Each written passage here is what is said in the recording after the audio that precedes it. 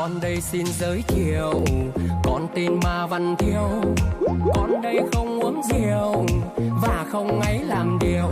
Nhà con ở Tít Lai Châu, bố con đi xe xịn lắm. Giờ trường con Việt Nam ơi, Việt Nam ơi, tự hào hát mãi lên Việt Nam ơi.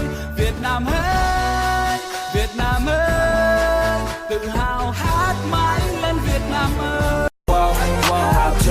I'ma show you how I play, how I do it. Skip, skip, skip, skip, skip. I'm a Long Beach nigga, Long Beach grip, grip. See, walk the party, big thing on the hip.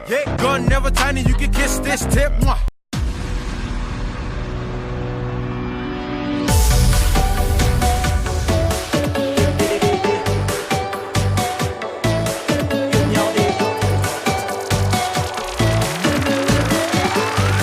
Tết đến ngày đầu ngõ, Tết đến bên hiên nhà, Tết qua nồi bánh chưng, mẹ và bé đang ngồi trong. Tết theo mẹ lấy cúng, theo bố chúc ông bà, ta sẽ rằng múa lần thật là thích. Ông anh xuống gặp tôi gấp, Thôi chết chắc chuyện nguy cấp, con xuống bây giờ mẹ chờ.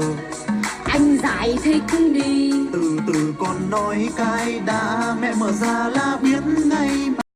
让我们变得脆弱且坚强，让我再轻轻对你唱，要过多长能多陪你一场，把前半生的风景对你讲。Mất bao lâu để yêu tin sâu một người, mất bao lâu để thương vẹn tròn, mất bao nhiêu thời gian hòa chung với nỗi